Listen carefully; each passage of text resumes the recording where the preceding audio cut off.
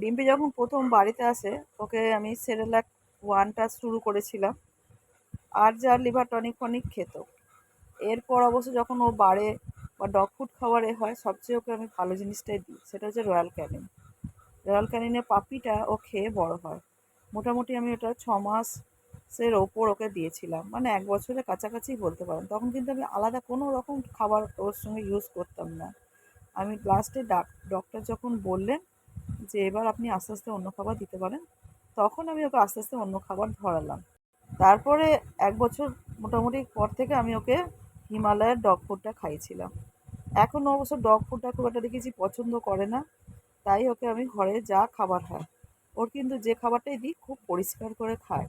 সেটা কুমড়ো ভাতই বলুন, আলু ভাতই বলুন, চিকেন ভাতই বলুন, ডিম ভাত বা দই ভাত। ওর প্রথম যখন পায়ের ব্যথা হয়, এসে ডাক্তারবাবু বুঝতে পারে যে ওর একটা জয়েন্ট পেনের প্রবলেম আছে।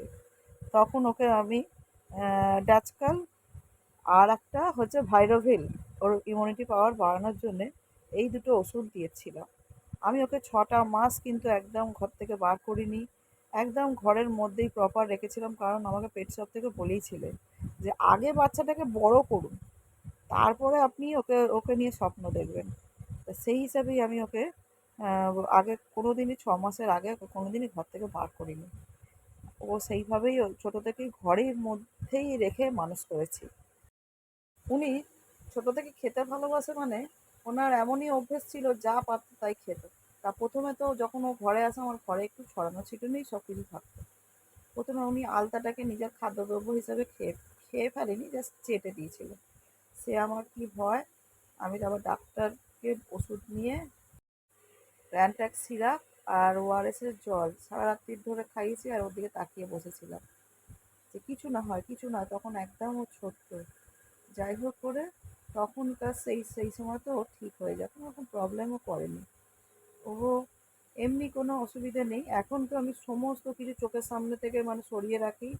কোনো ধারালো জিনিস, মানে যবে থেকে ও আলতা চেটেছে তবে থেকে আমার শিক্ষা হয়ে গেছে, সেই শিক্ষা থেকে আমি সমস্ত কিছু ওকে থেকে সরিয়ে রেখে দিয়েছি।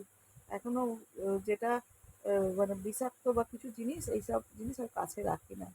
এরকমভাবেই ছোটো থেকে ও আজকে আমার কাছে 2.5 বছরের কাছাকাছি হতে চললো, ঠিকঠাক আছে। মাঝখানে অবশ্য জ্বর হয়েছিল, সেই জ্বর থেকেও ও মোটামুটি ওষুধপত্র খাইয়ে সব ঠিকঠাকই আছে।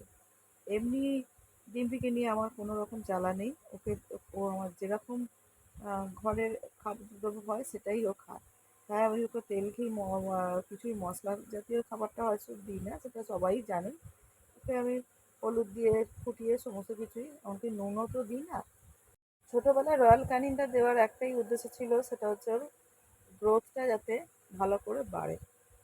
ছোটোবেলায় আমি ওই জন্য করে রয়্যাল ক্যানিন দিয়ে শুরু করি। আমার মনে হয় যারা নতুন বাচ্চা নেবেন তারা রয়্যাল ক্যানিন দিয়ে শুরু করুন। দেখতে পাচ্ছেন ও যা পারে তাই এটাকে নিয়ে আর কি আমার গলার হারটা লাস্টে খুলে নিয়ে এসে চিবাচ্ছে।